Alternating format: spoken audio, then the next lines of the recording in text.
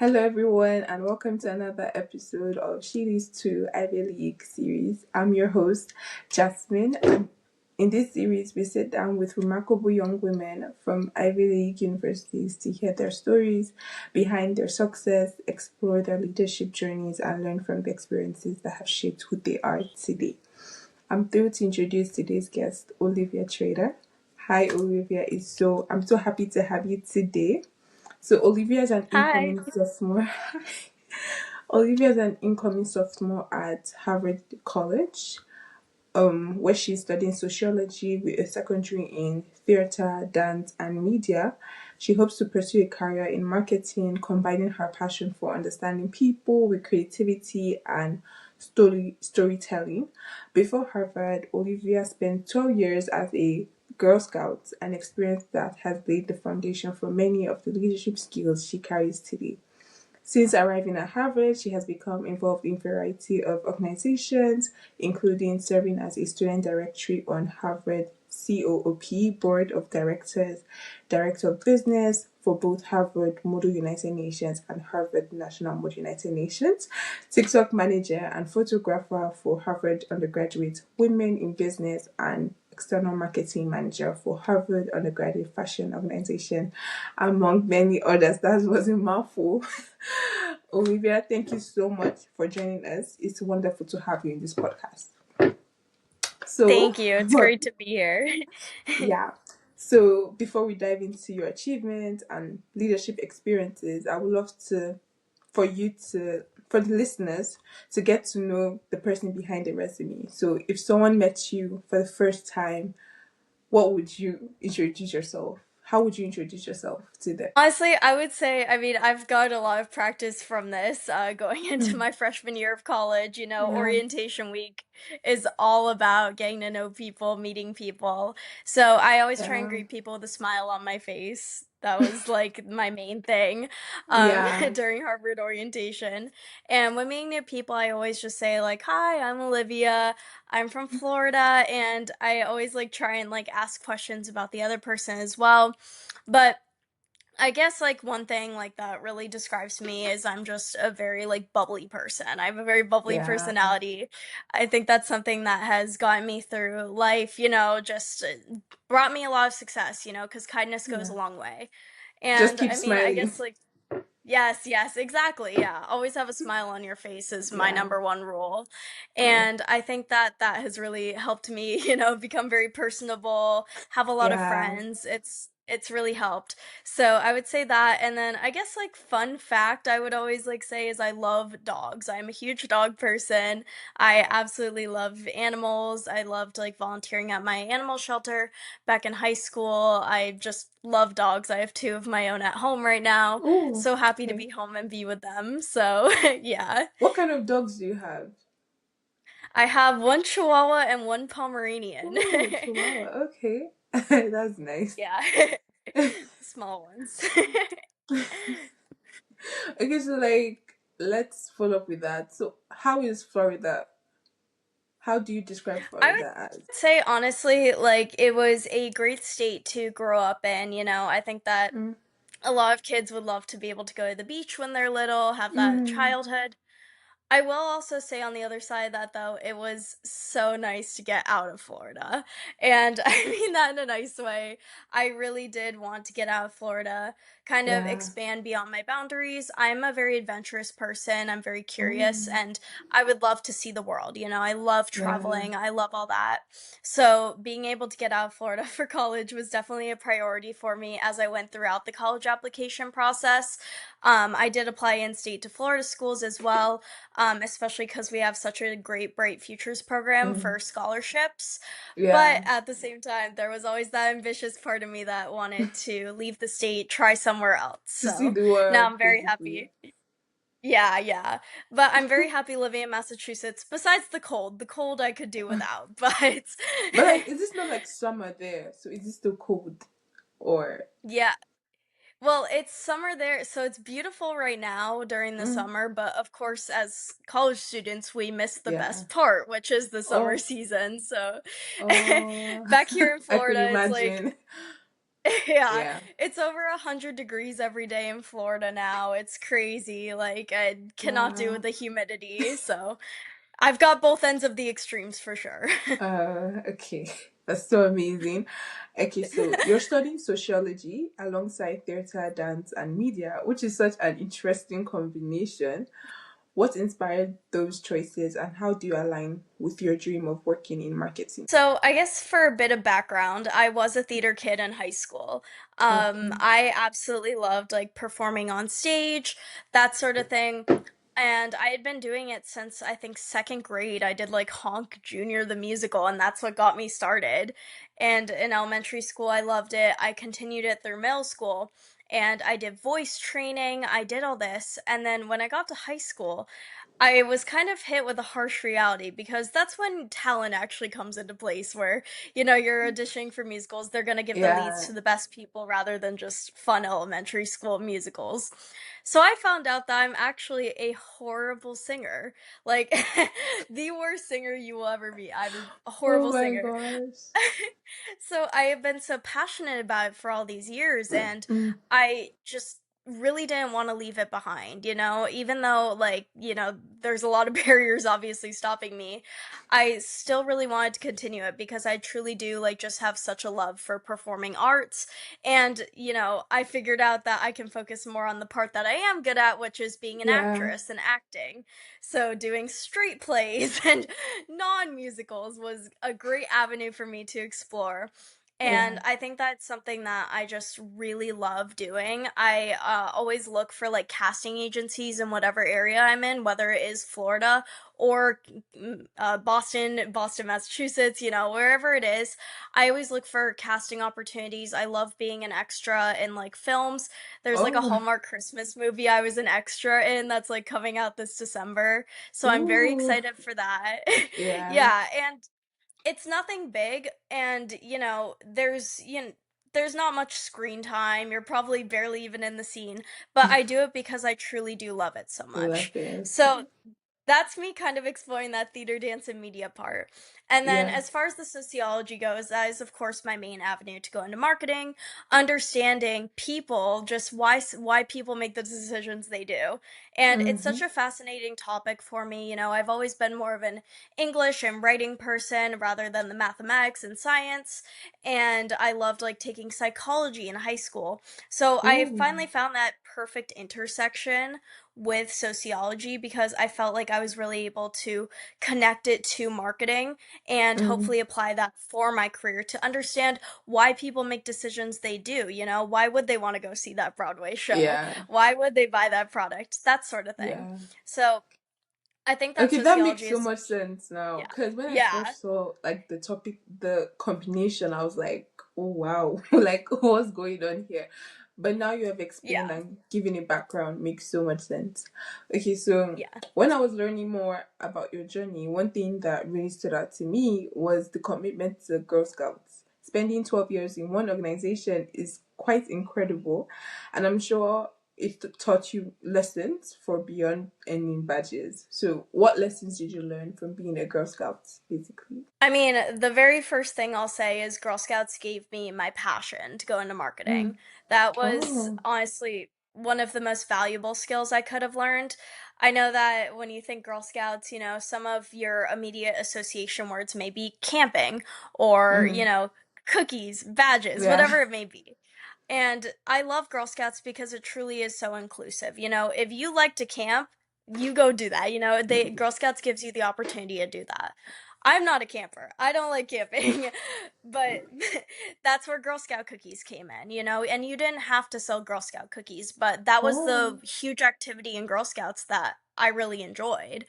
I think Yeah. that selling Girl Scout cookies just gave me so many business skills and customer service skills that you truly do use in the real world, when you're working at a job. And I think back to when I did a cookie booth and what type of skills I employed to try and get people to buy cookies. And that involved a lot of people skills as well. That Yeah. involved asking every single person coming out of a grocery store when I was standing outside, "Hi, would you like to buy some Girl Scout cookies?" And it was putting myself out there, Mm. which starting in first grade, I wasn't very good at. I was a very shy little girl.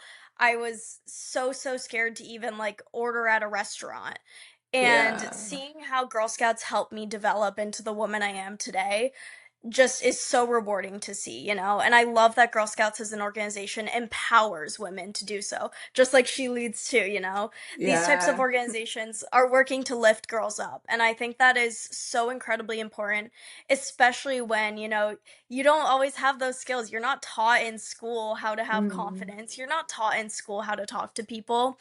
So I think it Yeah. was so important for me to get that real world experience, even if it is just selling a box of cookies. That meant everything to me. That gave Yeah. me the confidence that made me who I am today.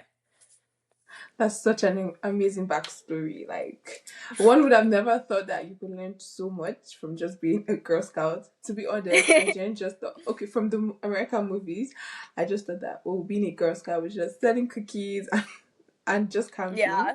But, like, from your experience, I could tell that there's more to it, right? Obviously, than just Yeah. that. So, that's amazing. So you shared that your experience in Girl Scouts played a meaningful role in your journey to Harvard. Looking back, what do you think made your application stand out? So I would say, as far as my application, obviously Girl Scouts was the number one factor Mm, for a couple different reasons. So, number one, back in 2018, there was a contest called National Cookie Pro. And essentially, what it was for was they were choosing six Girl Scouts, one from each age level in Girl Scouting across the nation, to be on the cover of a cookie box. And this was like when they were redesigning the cookie boxes, they needed new covers. So mm, on the application, they asked a lot of questions about how I market my own cookie business. You know, how do I sell myself? How do I sell my own cookies at my yeah. booths? And I answered the questions, and then I found out that I had actually won this contest in back in 2018. Wow. And it was such an incredible honor. Girl Scouts flew me out to New York City, and I was able to be part of the photo shoot for the cookie Mm, box. And I like it was so fun, you know? We got to have fun while doing it. It wasn't just about like, oh, modeling perfect. It was yeah. really just about us having fun. So today, you will see a little 10-year-old Olivia on the cover of the tagalongs or peanut butter patties, it's called in some regions, Yeah. the tagalongs box of cookies, and you'll see little me rocking out on a pink guitar in a band on the cover across the United States of America. Mm, So that was really what launched my passion in Girl Scouting. I think that it really empowered me to want to do more with selling Girl Scout cookies. You know, it's like I'm on the cover of a box, you know, I'm gonna yeah. do more. I want to go for more. Mm, So, the year my box debuted was 2020. And that year, I decided, you know what, if my box is debuting, I want to set a huge goal. So I set out to sell over 7,000 boxes of cookies to beat the record for my council, as well as to hopefully promote the fact that I was on the cover of a cookie box. And I had been about like halfway to my goal, probably. I think it was around like 4,000 cookies sold. And then, as we all know, in 2020, COVID hit. And us yeah. Girl Scouts, we start selling in February, mid February, and we end in mid March. And unfortunately, COVID shut down Cookie Boost completely that year. And that was just devastating for me. You know, I was like, this Mm, was supposed to be my big break, you know, and I really kind of struggled for a bit because I was like, what am I going to do? I was reaching towards this goal, I was going for it. What am I going to do? So I started thinking of ways to kind of marketing myself, right? So yeah. I don't know if you remember like the toilet paper roll shortage back in 2020, but what I started doing was I didn't have social media at the time, so I took to my Mm, mom's Facebook and posted in local Facebook groups, and I said, if you buy 5 boxes of cookies from me, I will do contactless delivery, like just leave the cookies at your door. And if you buy 5 or more boxes, I will give you 1 roll of toilet paper for free. And I just started getting so creative with little ideas like that to sell yeah. these cookies. Like that was the goal. That was the end goal. So I ended up like reaching my goal. I had made videos along the way. I was documenting my entire journey through social media, and I had such a fun time with it. You know, that was such a highlight of my cookie career. So Wow. I've been practicing goal setting since first grade. First grade I sold 1,000, second grade I sold 2,000 boxes, all the way up to my senior year when I realized that I was only like 3,000 boxes away from reaching 50,000 boxes of cookies sold in my lifetime as a Girl Scout. So, so that was, I mean, so incredibly rewarding to feel that like my 12 Mm, years have paid off, first through 12th grade has paid off. So after that, I decided, you know what? For my senior year, I want to reach 50,000 boxes of cookies. mm, And I decided to, go forward with that. And I reached the 50,000. And that's when I got even more news and media coverage interviewing me about how I've had this long term commitment from first grade to now. And seeing how it's all paid off all along was, I mm, think, a really huge appeal of my college application. This is an organization I've dedicated myself to and shown mm. such a commitment to that I think that really impressed colleges seeing that on my application, having that long term commitment, getting lots Yeah, of achievements throughout press coverage, having the real life skills that you need for college, such as like the yeah, goal setting that is clearly very evident when I talk about this stuff. So, all of that to say, I think that through my college application, having that journey starting in first grade all the way, it's very like consecutive. I would yeah. say that journey really showed throughout my college application. And I think that was such a huge, huge, huge valuable part of my college Oh, application. okay. That was so amazing to hear. I could just imagine the theater kid in you when you were like Yeah. modeling for the Mm-hmm. Girl Scouts page. I could just imagine, you Yep. know. For Okay, sure. so I would love okay, so I would love to talk to you about your transition to Harvard. Okay, so what was it like arriving on campus for the first time? Did you experience or did the experience match your expectations? Like the whole as Harvard aesthetic, obviously we see online. When you came into Harvard, did you think that the experience you had matched your expectations, basically, or what you thought beforehand? Yeah. Quite honestly, I would say I was pretty surprised. I think I think that's kind of funny to me to think about now because Mm, everything just feels so comfortable to me now. mm, But going back and stepping into my shoes a year ago, I really did not feel that comfortability. I had gone to the Admitted Students Weekend Visitas in April, yeah. and I had gotten to see a little bit. I went to some events, but in the meantime, I was staying at a hotel and I wasn't getting the dorm experience. So Oh. so I kind of like, I was just reading and I would watch TikToks. I'd like search up Harvard TikToks. I'd look at like local Harvard influencers and see what a day in the life is like and all of Yeah. that. But I think what was misleading about that is that no Harvard student will have the exact same experience, right? Mm. Someone studying government is not going to have the same experience as me studying sociology. Sure. So, Yeah. and so sociology is definitely one of the less popular concentrations at Harvard. Mm. Um, I believe like I will say 90% of people I talk to at Harvard, if I ask them what they're concentrating in, it's oh, government econ. Nothing else. Like that's all I hear all day. Yeah. So it was definitely a bit new because it's trying to figure out your dorm life. It's trying to figure out what concentration you want to do. What are classes? How do they work? All the Mm. things that like are so obvious to me now, but didn't seem obvious then. And it was just the little things that felt so weird to me. Like on my very first day of class, I got yelled at because I was, or not yelled at, but I got a bit lectured because I was taking notes on an iPad and I Mm. hadn't understood that Harvard's like all pen and paper, or not all of Oh. Harvard classes, but a lot of classes are very much just like pen and paper traditional style because they don't want the distractions of the electronics. And I didn't know that. So me on the first day of class, I was just trying to adjust, and I Yeah. did not understand at all. And like I'm writing down notes on my iPad about the syllabus, and then in the syllabus it literally says no electronics. So Mm. it was just little learning curves like that I think like definitely threw me for a bit of a surprise when I got to Harvard.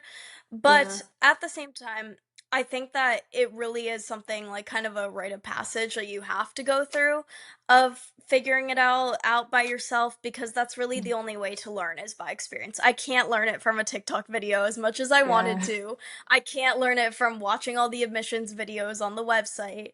Even as much as I wanted to, it still did not encapsulate what I learned experiencing it for myself. yeah. That's so Yeah. amazing. Okay, so you have explored leadership in so many different spaces, student government, business, marketing, fashion, and Model United Nations. Even though these roles are quite different, do you have something common? Do you have something in common for you? Do they have something in common for you? Say that every single activity I pick is somehow going to be related to my career. And I know that sounds a bit odd because it's like Mall United Nations, right? Like that was an Yeah. activity I competed in high school and I Mm, was surprisingly like very good at it. I found out that I was naturally talented at that type of diplomacy, public speaking skills, that sort of thing. And I was kind of sad because obviously in college you do have to be career driven. You have to be focused on what will benefit you for your career. yeah. So I started learning more about the Mali United Nations team under the International Relations Council at Harvard. And I learned that there were so many ways to get involved, including being on the business team or the operations team, which are still part of the conferences that Harvard Mall United Nations and Harvard National Mall United Nations holds. But the difference is like these are still organs of the Mall United Nations conference. So I still get to immerse myself in that world that I love so Mm, much. But it's also finding that connection to the marketing and the business because operations was all taking photos, making the yeah. video, the end of video like recap for the conference. Business is all about selling merch, designing merch, selling merch, promoting the merch, making sure that the conference makes money. So having those worlds combined together for me was just so special to find. And I realized I was like, well, why don't I just do that with other clubs, you know? I was just like every single club I would be remotely interested in, you know? I like fashion. I think fashion's really cool, and the Harvard Yeah. Undergraduate Fashion Organization just started. So, I was like, are there any marketing positions? And I learned to ask that question every single time before joining a club. I would say, Yeah. are there any marketing opportunities available in your club? And Mm, that one question made a world of possibilities for me mm, because every single club needs someone to promote their club. So, I was able to find an avenue where I'm still able to do what I love, do what's fun, you know? Like I love mm, fashion and I'm part of like the Harvard Undergraduate Design Collective. I love working with Canva and graphic design. I find that so yeah. fun. And then having it related to marketing is just the cherry on top. I found like the perfect way to experience clubs at Harvard, which of course was a learning curve. I didn't really understand that at first, but Yeah. learning that throughout this year has just been incredible. And I'm so, so excited to continue with these clubs as I go forward during my time. So happy to know that you're basically finding your way through, and I think that is kind of hard for many students, especially in like a space like Harvard, finding their way through the system and just everything. So it's just nice to hear that you found your way through and you found what you love and everything. Okay, so Harvard Yeah. brings together students from so many different countries and backgrounds. How has being part of such a diverse community influenced the way you think and learn? I think it has been such a valuable experience to me to meet so many people. I think that I mean for context, I did go to a very small little private school on a full ride scholarship in my Mm, hometown. So I would say I came from somewhat of a bubble going to that school. It was an incredible school and I was so lucky that I got to go to a high school that was college preparatory, you know? It was yeah, all about preparing you. But on the other hand, I was one of the few on a full ride scholarship. Others were paying the tuition and had a different socioeconomic level than me, you know? yeah, And navigating that disconnect was definitely a bit challenging. And I mean, class sizes were small. I only had 90 people in my graduating class. It was very small, very condensed. So going to Harvard and, experiencing such a vast Yeah. group of people was just the coolest thing to me. And I mean, going to like our dining hall for freshmen, I think that's a very special experience at Harvard is Annenberg Dining Hall. It's Yeah. a dining hall specifically for freshmen. And I think that is so amazing because literally the tables at Annenberg, like it looks like Harry Potter Hogwarts vibes inside. And the tables are super long, and they're long Yeah. for a reason. You literally have to try to sit alone. Like you would have to like try and walk all the way across to sit alone. And Yeah. the whole design of that was so that you met new people and you met people Yeah. of different backgrounds. You met people from different places. Mm. There were four people from Southwest Florida in my class. So I wasn't, Oh, like trying to meet people from Southwest Florida. I wanted yeah. to meet people from other New places. I people, love the yeah. people from Southwest Florida. But but it was really cool because you could literally just say like, hey, can I sit with you, and like with your tray of food, and you get to know somebody with an incredible background who is Yeah. from a different country or has different cultural norms than you're used to, and you get to learn about those. And I think it really does help me feel more cultured. I feel like I'm able to connect with people on a different level now because it's not like I'm just experiencing, the same person every day. I will always Yeah. meet someone new every day at Harvard, and that's so amazing to be surrounded by that. Because I Yeah. mean, if you're going to meet somebody new and it's a Harvard student and you're learning about their background, you're going to find something interesting. And I Yeah. think that's such a cool cool thing to experience. I love Yeah. like asking people like, why do you think you got into Harvard, and hearing like the Mm. craziest story alive. I'm like, Yeah. wow, I can, like you're incredible, and they're like, you're incredible.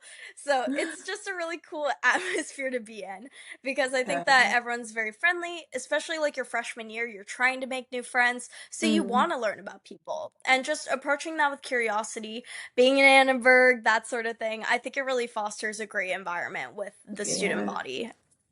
That's so cool. Like I feel like Yeah. Harvard to be like a rainbow, so colorful and different people and just cultures. So do you have like cultural days where like different people showcase their cultures in Harvard or like there's nothing like that? Yeah, there's been a lot of like different I know there's lots of different affinity groups at Harvard Oh, okay. as well as within clubs. Like even Mm. within clubs there are literally Yeah. affinity groups, which I find very Oh, cool. Like that's I'm part cool. of the Harvard Undergraduate Women in Business Club, and there's literally an affinity group for like any group you can think of. And if Yeah. there's not already an affinity group, like Harvard will make sure there is one, which Oh, I think is wow. very cool. Like I'm a first generation low income student. So I've Oh, joined a lot of those groups, and oh, navigating that has been really cool because you get to meet people from your similar background, but then you yeah. also get to expand and meet people with other backgrounds and see what Mm. affinity groups they may be in and get to learn more about them. So I think that Harvard as a whole, as well as student clubs, do a great job of fostering that inclusivity in these environments. I mean, I love that there are affinity groups because I think it Yeah. really does make sure everyone feels included. There's always Yeah. resources for you at hand there. And I think that's just such a very special thing to have. I don't think I even Yeah. knew what first generation was until I got to high school.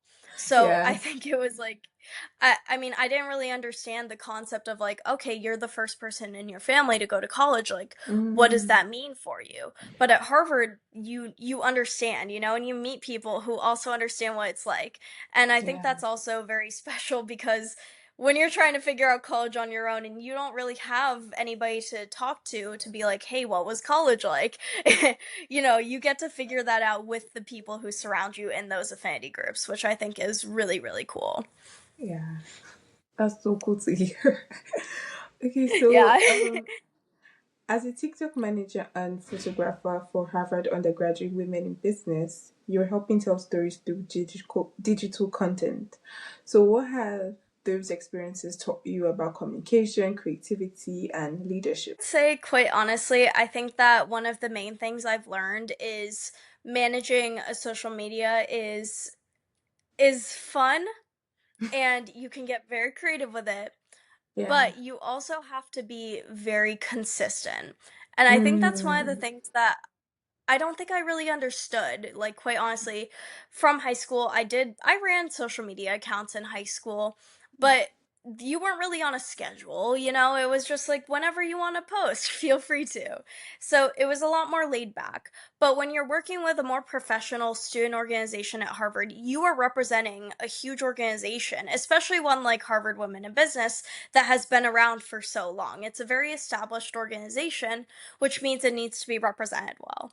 So, what happens is we have a marketing committee within Women in Business, and we would meet weekly and we would get assigned tasks. So, as the photographer, I would get events to go to, get assigned events, and like I would have to go and photograph those. And then, as the TikTok manager part of that, I would have to sort of like come up with content ideas, and then I would present that content idea to the heads of the marketing committee, and then I would make the video if it was approved.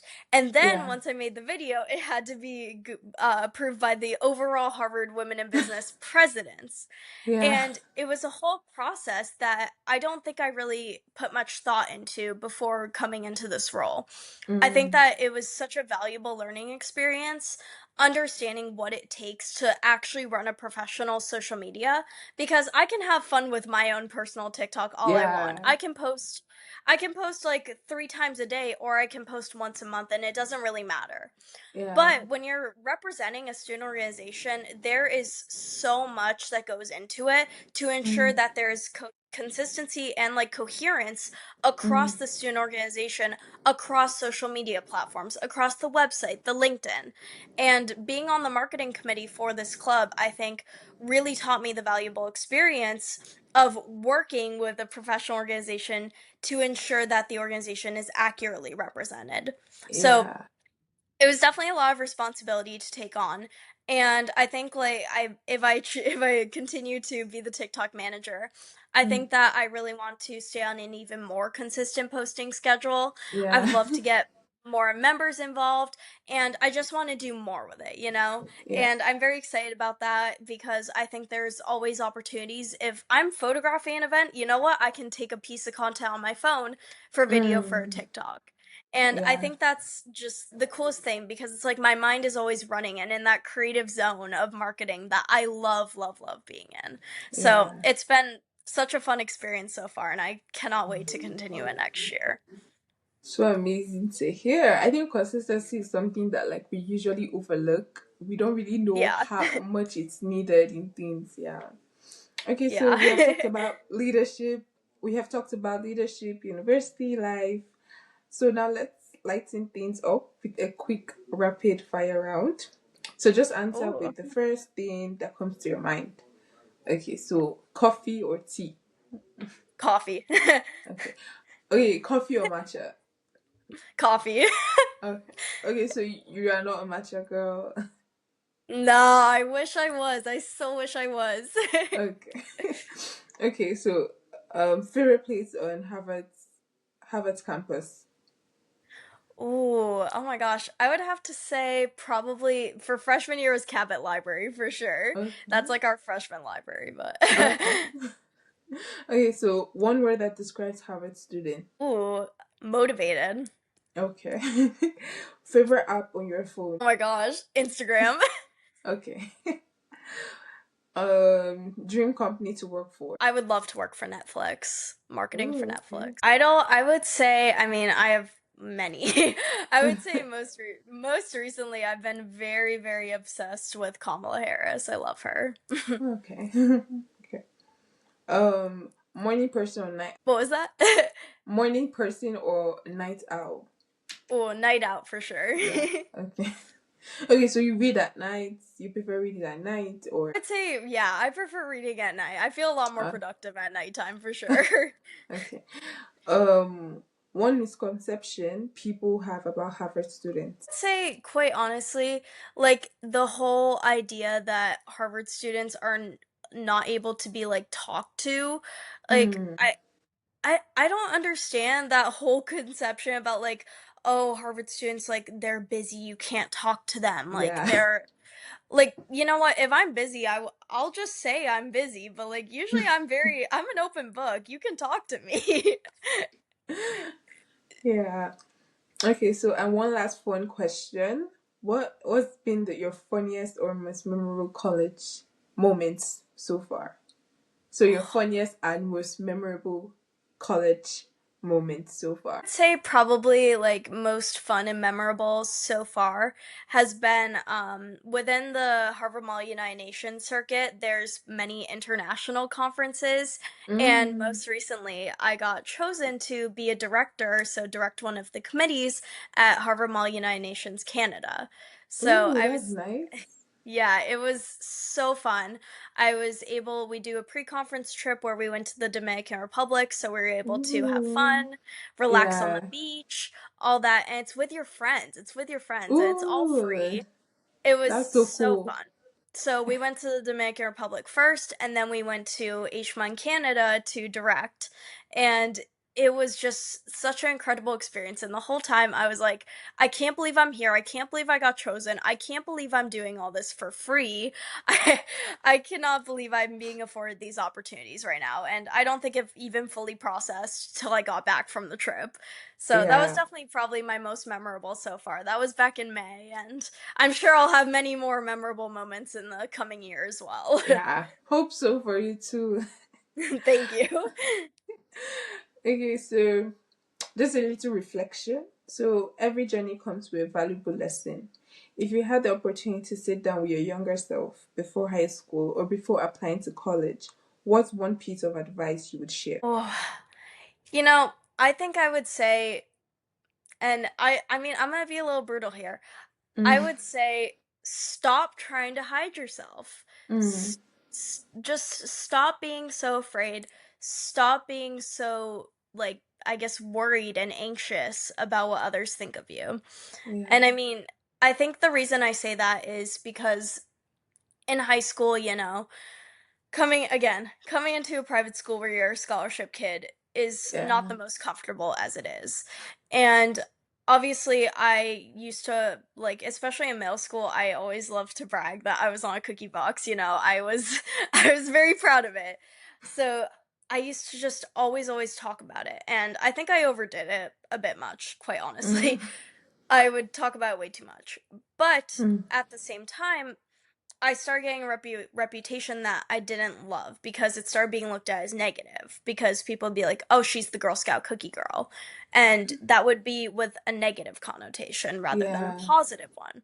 So I think that throughout high school, I kind of struggled with this personal identity crisis sort of thing yeah. Oh, where I wouldn't really like even put the thought into, hey, you should be proud of what you're doing, you mm, know?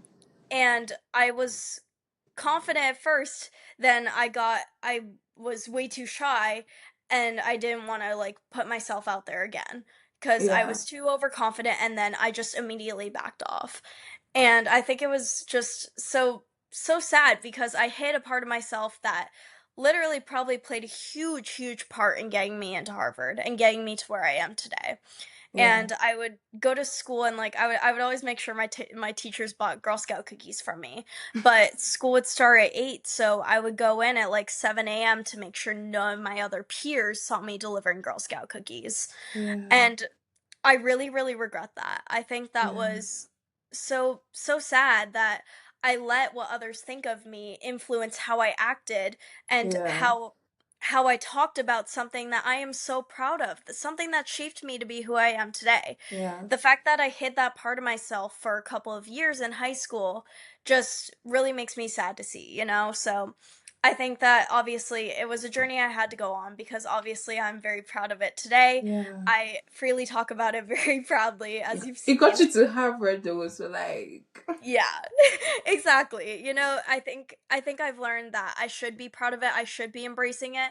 And you yeah, know what? If I had embraced it more, maybe I could have gotten cookie sales from my peers. Like I should have just been out there, been open about it, yeah, and I really wish I was. I've learned to never hide any part of myself. yeah, That's why I am an open book today. yeah. I love talking to people. I love sharing parts of my life, learning about others. I think that unfortunately like I did have to learn the hard way, but going Mm, through that really taught me today like stop hiding yourself. Stop trying yeah, to hide parts of yourself. Just put yourself out there. Put yourself out there. That's all yeah. you need to do. So basically, the lesson is do not hide who you are. Like, no matter what people say, don't care. Exactly. Because you Yeah. could enter Harvard. That Yep. could lead you to Harvard. So, Exactly. Just period. stop caring. Yeah. Stop Don't caring what other care. people think. Yeah.